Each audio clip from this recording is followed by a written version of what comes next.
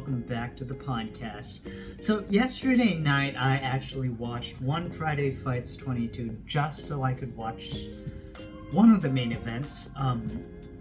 Anatoly Malykhin challenging Arjan Bhullar for the undisputed ONE Heavyweight World Championship after, addressing the issue of special treatment given to Arjan Bhullar, holding the title for 2 years without making any title defenses. And oh boy, I have to say, I was so satisfied by the outcome. So anyways, I watched, shall we say, the first half of the card because, well, I'm gonna admit, the card ends too late for my liking. Actually, all ONE Friday Fights cards end too late for my liking. It's like 11:30, sometimes 12. And I'm not usually a late sleeper, so there you have it. So, quick recap though of the card. First we had a middleweight MMA fight between Shamil Erdogan and Fan Rong. Fan Rong is a ONE veteran who made his debut against Rainier Derrider. Talk about trial by fire. He lost that fight. He got Darce choked, but props to him. Fan Rong, Fan Rong has faced a lot of tough competition, fighting in the middleweight division. He's fought a lot of solid guys, but he's also picked up wins, Probably his most notable win being against former Brazilian Jiu-Jitsu champion Yuri Shimos, who was released by the organization, I think last year if I'm not mistaken, after going winless in MMA competition. And Fan Rong's most recent outing prior to ONE Friday Fights 22 saw him fight on the inaugural ONE American card in Colorado, where he got guillotine choked by Aung Lan Sang.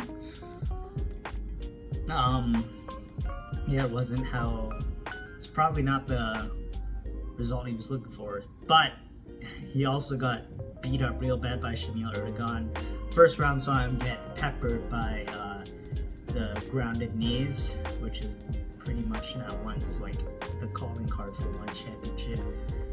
And some MMA fans are calling for the UFC to change the rules to allow knees to a grounded opponent. And next, he had a catchweight Muay Thai bout at 119 pounds between Tong Poon and Yang Dam. Tong Poon ended up winning a split decision in what was described as a scrap, and both fighters won the $10,000 performance bonus for putting up such a crowd-pleasing performance. It was fun. It was a fun fight. To be quite honest, I'm not really interested in those small weight class Muay Thai fights on ONE Friday Fights. The same can be said for the next fight, even though it ended in a knockout, which I do love finishes, so I'm gonna let the next fight slide as well. We had Akram Hamidi of Algeria facing Jom Hod, Auto Muay Thai from Thailand. I know him better as Jom Hod, Eminent Air.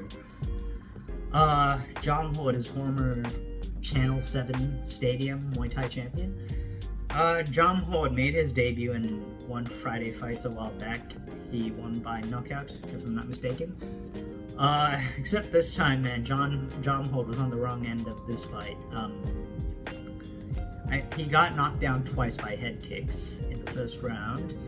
And then in the second round, he quit after taking a body shot. It's unfortunate, but props to Akram Hamidi. And then in the next bout, you had a 132-pound catchweight bout in Muay Thai between Kongtarani Sosomai and Ging Sanglek Tolaksong. It was, according to the commentators, the fourth meeting between the two. And Kongtarani won this fight by knockout in the second round. Fun fight. And then you had it was a okay fight, a bantamweight Muay Thai fight between Faria Aminipour of Iran versus Rambo Lekshaw Achalabun. Aminipour ended up winning this one by split decision. Leading up to the main event, you had a featherweight Muay Thai fight between Sityodtong Sityodtong, who is better known in the kickboxing circuit, facing the American Eddie Abazolo, coming off a win against the Danish Niklas Larsson. So it was a back and forth affair. In an unexpected turn of events, Eddie Abazolo put up a fight. He stood his own. He showed Sityodtong that he's no slouch, even though he's a relatively unknown name in Muay Thai. He touched up Sityodtong real good. He connected clean on some elbows, even landed some spinning back elbows. And it was the first time I saw Sityodtong get cut open. I saw Sityodtong get bloodied, but Sityodtong, he was calm and collected. He landed his own shots, whether it was the knees, he staggered him with some elbows of his own, landed his punches and his kicks, and in the end, Sityodtong walked away with the unanimous decision victory. But now, we move on to the main event. Anatoly Malykhin, interim heavyweight champion, facing Arjan Bhullar, the undisputed heavyweight champion. Oh my gosh. So, there was a lot of build up to this fight. It was a long time coming. It should have happened a long time ago, but in my opinion, Arjan Bhullar was just, he was ducking this fight for so long. And yeah, it finally happened. So first round, they were just throwing hands, Anatoly Malykhin came out throwing hands, and he was like he was gauging his distance as well, using front kicks to the body. He was throwing a lot of body shots, a smart technique on his part. And yeah, but props to Bolar as well. Malikin hit him several times with his trademark right hand, and that connected squarely on Bolar's chin, but Bolar did not go down. But you look closely, it seemed as Bolar was hurt, but it seemed like Malikin was like going body, head, or head, body, smart tactic. And the two were engaged in the clinch, and it was actually Anatoly Malykhin who was trying to initiate the takedown, but given that both fighters are two rather decorated freestyle wrestlers, the fight didn't really go to the ground. In the second round, it was also more of the same. Malikin was firing away with his boxing, and Bolar was taking a more defensive approach. Granted, he was using his jab, enough so that it was actually doing some damage to the bridge of Malikin's nose and his eye. But yeah, sure, in terms of superficial damage, the advantage could have been given to Bolar, but in terms of activity and other kinds of damage, should I say, the advantage could be definitely given to Anatoly Malykhin. And eventually in the third round, maybe it was just me, but I think the body shots Malykhin was throwing were starting to wear on Arjan Bhullar, and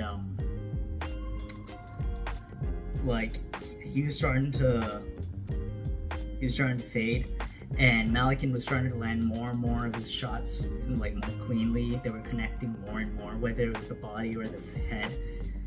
And finally, he got him down on the ground, but in bizarre fashion.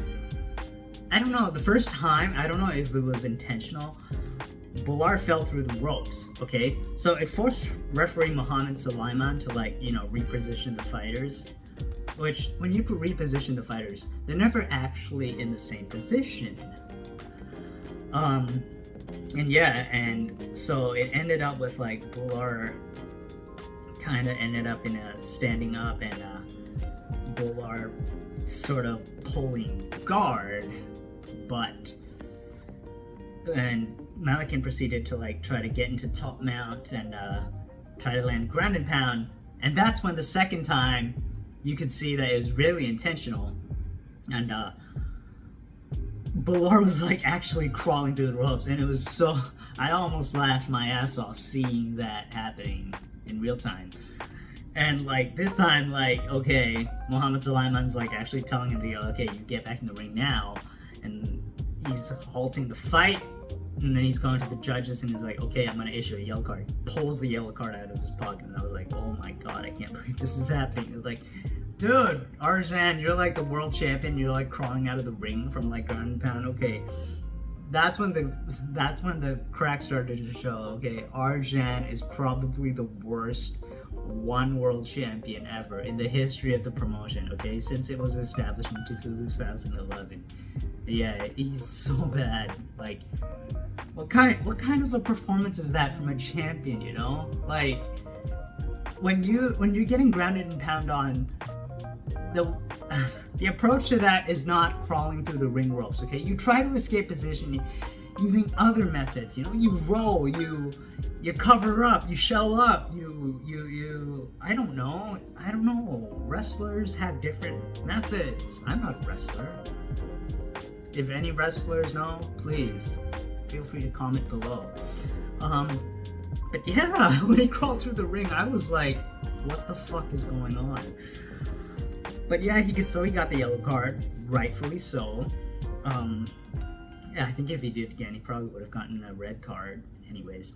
So, okay, so he got repositioned again, Bolar on the ground, lying on the ground, and Malikin basically standing, and Malikin just proceeded to get into something like side control, and at that point, Malikin started landing, like, hammer fists and stuff, and Bolar just started turtling up, shelling up like this, like on the ground, and Malikin was just landing hammer fists, like, boom, boom, boom, and when Bolar was turning around so that, like, Malikin was, like, hitting the back of his head, Malikin just, like, turned to the other side and started landing boom, boom, boom, so he was hitting his face repeatedly,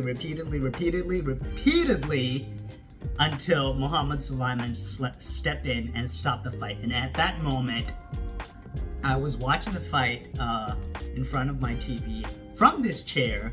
I jumped out of my chair and was like, yes, yes, and yeah, it was like a feeling of joy, you know, like, in my previous episode, I hoped that Bolar would, sorry, I got my words mixed up, I was too excited.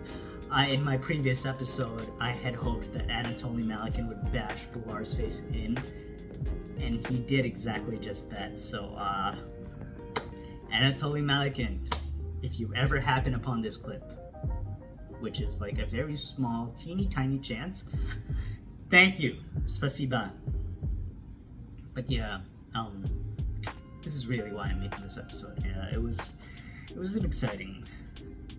one of the more exciting One Friday fights that I've watched. Okay, granted, I haven't really watched that many One Friday fights because they do end pretty late for my liking. Yeah, I know I do stop watching One Friday fights after, like, the 6th, maybe 7th fight, because I spend my time doing other things. But there were some matchups after the main event that intrigued me, so I just watched bits of it.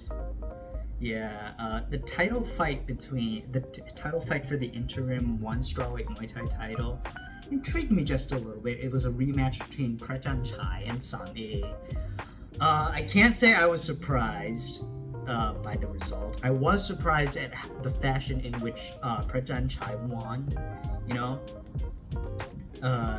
okay, given that like Sam-A had already had, you know, surgery to correct any recurring injuries he had, and he was like supposedly back in like 100% conditioning, but he ended up getting knocked out in like the second round, and like Arjan Chai just like brutalized him. And it was hard to see. It was hard to watch. You know, Sam-A is like 40 years old, and Arjan Chai is like he's like 29, I think. And yeah, he just got knocked out cold, and it was so difficult to watch. You know, in all my 4 years watching ONE Championship, you know, when I saw Sam-A lose, which before this event it was only like twice, he'd only lost by decision, and that was it. But seeing him get knocked out cold was a whole nother thing, you know. It just hurt my heart to see. And then you had Seksan or Kwan Meng, you know. This is a guy who was so underappreciated when he was fighting in the Thai stadium circuit, and like I'm willing to bet my ass that he was underpaid, despite all of those how do you call it, cheap in all those incentives. You know, when you fight in those stadiums, they have all these extra incentives. It probably still does not equate to the amount he's making in ONE Friday fights.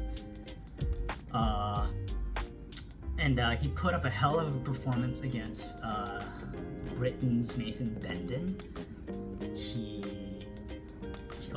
obviously lost the first round, but he bounced back and like put on a clinic on Benden in rounds 2 and 3, and he did it in an entertaining fashion. He even said in his post-fight interview that whenever he fights, one of the things he has in mind is to entertain the crowds.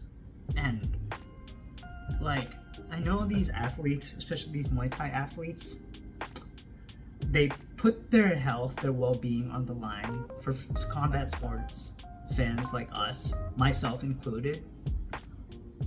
But like, to hear Seksan say something like this, it makes me appreciate him even more. It makes me root for him even more. It's these kinds of things that make you root for a fighter, okay? Like, to say you want to please the fans. Holy shit, man. Win or lose, you have my support. And so Seksan ended up getting a double bonus, okay? So the regular ONE Friday Fights fighters, they don't get paid $50,000 US. They get paid $10,000 US, which equates to 350,000 Thai baht. So he got a double bonus. He got $20,000 US, which is 700,000 Thai baht. That's a lot more than he gets for like his regular fights in the stadium circuit, and I couldn't be happier for him. Personally, I hope he gets called up to the main ONE roster, but it's a two-sided coin for me, because once you get called up to the ONE Championship main roster, I feel like there's going to be like a lot of complications in bookings, as we've seen with like Joseph Laziri and Jonathan DeBella. Okay, I did mention Jonathan DeBella in my previous episode, but apparently Joseph Laziri has also been part of the discussion as well. I will bring this up later. But yeah, Seksan Kwan Meng is really someone I root for. I hope every time he fights, I'm entertained. I watched him on the very first ONE Friday fight when he fought Tyson Harrison, and it made me like reaffirmed my love for ONE Muay Thai, and really appreciate what the format of Muay Thai was presenting, as opposed to all the other programs that still exist. Yeah. And finally, a matchup that really intrigued me more so than any other of the main events or other fights on the card was Superlek versus Nabil Anand. So Nabil Anand, okay, he fights in the flyweight division, 135 pounds, but the guy is a tower, and I mean, he's 6'2", that's 188 centimeters, okay? So he is super tall for his weight class. Meanwhile, Superlek, on the other hand, he's 5'7". He's 171 centimeters. And on paper, you would think with a 17 centimeter height difference, you wouldn't think Superlek stands a chance, right? But I have seen Nabil Anand's fight record, and he's mostly fought in those 5-round programs in the stadium circuit. So I guess he's not really been used to those like 3-round programs where you start out like it's intense right away. And also, Nabil Anand is a really lanky guy. You know, even at 6'2" and you're fighting at 135 pounds.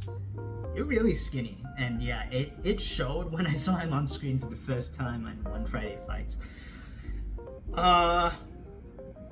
So Superlek ended up winning the fight by KO. I mean, was I expecting that? I guess a bit. I was 50-50. Half of me was thinking, yeah, Superlek would win this, but most likely by decision. But also, part of me was also thinking, yeah, he'd probably knock him out. Like, Nabil Anand had the build that was asking for, like, a knockout. But was I expecting for Superlek to win by first round knockout? No. But yeah, he won. He won with a body shot, of all things. But to be honest, looking back on the fight, Nabil Anand had that torso that was, like, asking to be body shot KO'd. But Nabil Anand is still young. He's 19 years old, I think, and he has a long future ahead of him, and who knows, maybe he'll move up in weight classes. And yeah, this was one of the more interesting and exciting One Friday Fights I've watched. But personally, I would have preferred this to have been a one fight night card, which would have aired in the morning on Saturday here in Thailand. Okay, so that brings an end to my quick recap of the One Friday Fights 22 event. And now, next topic, I hope I can get through this quickly. So, in my previous episode, I was addressing Chatri's inconsistent treatments of his champions. So according to a previous article by Beyond Kick, Chatri Sityodtong had given an interview to the media after one Fight Night 11 in Bangkok, and he basically said that he was considering stripping Joseph Laziri of the ONE strawweight kickboxing championship, and because he had not been answering calls ONE had been making to him about like dates for his next title defense. But did I say Joseph Laziri? I meant Jonathan Dibella. I'm sorry. So according to Chatri, Jonathan Dibella had not been answering ONE's calls, and regarding his next title defense after he had defeated Chang Pei-Mian to win the inaugural title, and it had been radio silence from him, and now he was considering stripping him of the title.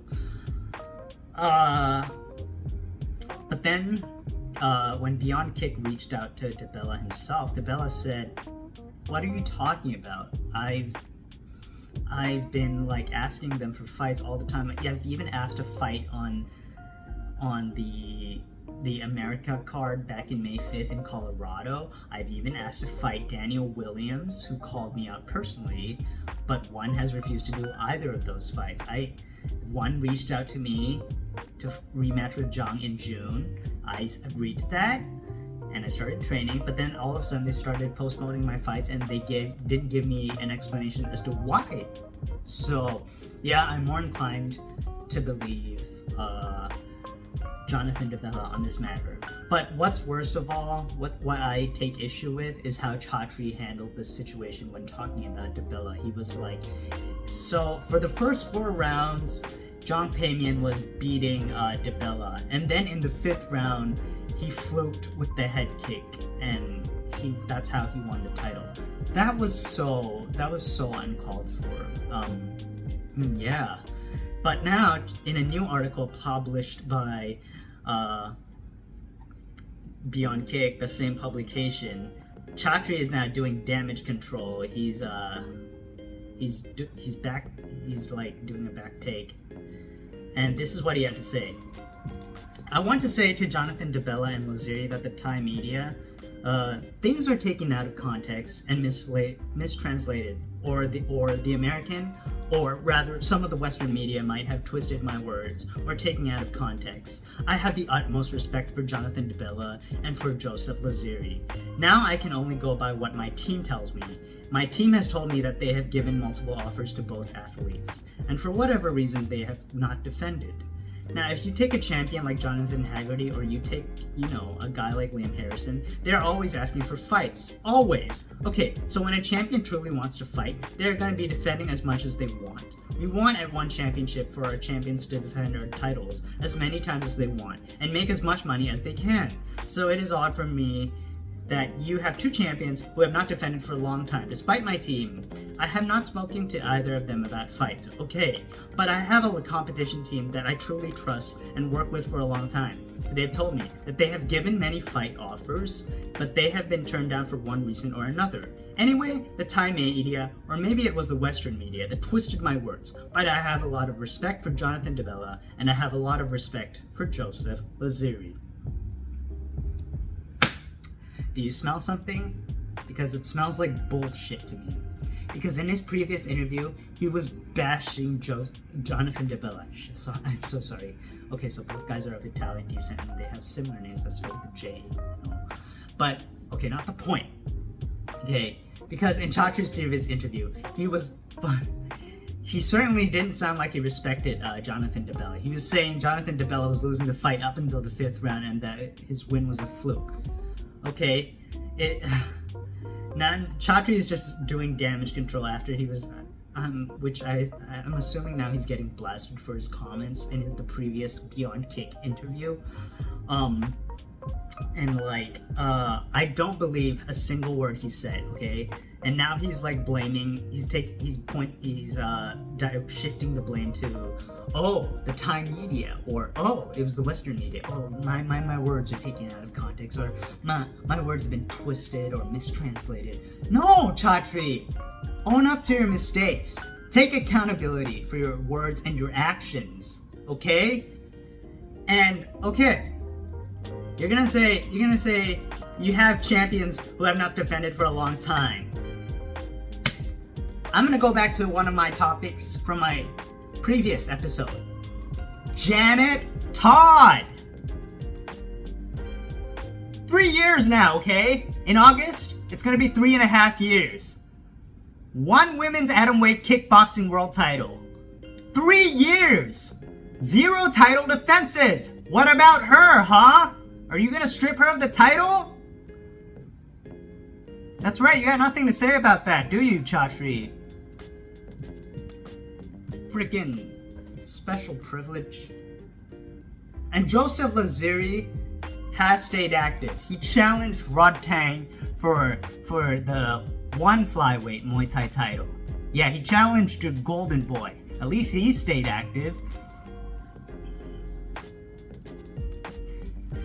As for DeBella, I still believe what he said. I think your team is cooking up some bullshit narrative, and they're telling you that oh, DeBella doesn't want this date, DeBella doesn't want to fight, DeBella doesn't want to defend, while in reality, they've actually offered him dates that he's accepted, but they kept postponing the fights for some unknown reason that I can't fathom out as to what or why. And stop blaming the media, okay? Stop saying they've taken my words out of context. They've mistranslated. Oh, it's the Thai media. It's the Western media. You know how things can get lost in translation. No! Take accountability for your actions like a fucking man. Don't you always say you're a martial artist? So embrace those martial arts values, okay? Honor, humility, respect, you know? Embrace one of those. Okay? Because right now, you're not coming off as a martial artist. You're coming off as a dirtbag. And you're slandering everybody. You're not just slandering Jonathan DeBella and Joseph Laziri. You're slandering the media, who are simply just doing their job. And it's not cool. It's totally not cool.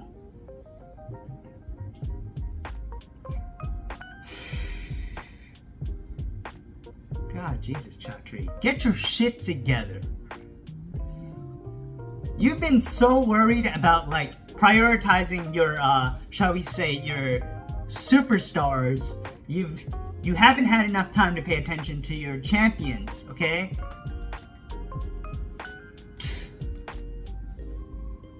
And last night, your boy Arjan Bhullar got smashed the fuck out.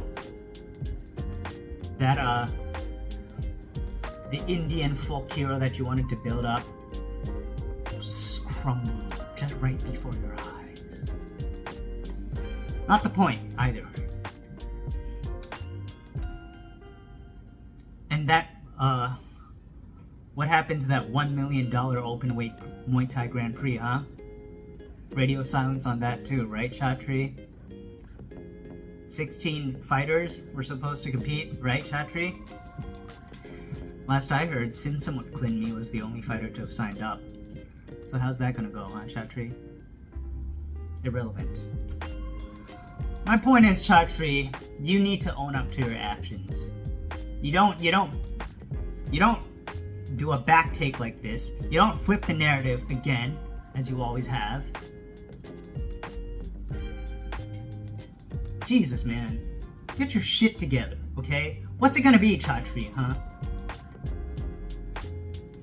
If you want Jonathan DeBella and Joseph Laziri to defend their titles because it's been so long since they've defended, fucking talk to Janet Todd. What about Janet Todd, huh? I want to hear something about that too.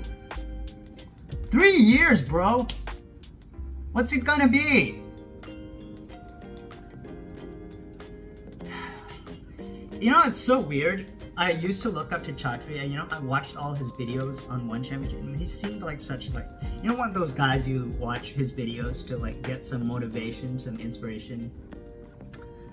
But when you watch him for a long time, and you actually get, like, snippets of what happens behind the scenes, you actually find out what a dirtbag he really is. I've actually reached that point. And yeah, that's all I have to say on the matter. I hope, in any case, I hope things turn out well for Jonathan DeBella and Joseph Laziri. They're great fighters. Joseph Laziri has my respect for dispatching Prajan Chai. He actually finished him. He forced Prajan Chai to, like, retire on his stool. DeBella knocks down, like, a Chinese kickboxing prospect and Zhang Peimian. Dude, DeBella, your win was not a fluke, whatever the fuck Chatri says. So yeah, those two have my utmost respect. Don't listen to what fucking Chatri says. Guys who are watching this video, don't believe a word Chatri Sityodtong says. I know the majority of the Muay Thai community here in Thailand have, like, been brainwashed by the stuff Chatri has been saying and doing. A lot of the Muay Thai combat sports publications here in Thailand are like, the closest word I can think of is propaganda. Every publication about Chatri Sityodtong is, like, praising him, okay? But they never talk about, like, the shady shit he's been doing, the shady shit he's been saying. So, yeah, I think most of the people here are drinking the Chatri Kool-Aid, but not me. But yeah, I wish all the best for the overlooked fighters in ONE Championship, and I hope things turn out well. And yeah, that pretty much sums it up for today's CombatCast, presented by the podcast. I'm actually recording this the day after the morning after having watched One Friday Fights 22. Anyways, that sums it up. That all wraps everything up. And if you've made it this far to the very end, please don't forget to like and subscribe to this video. Don't forget to share the video as well. It means so much to me. And to every one of you, I wish you a good morning, good afternoon, and good evening.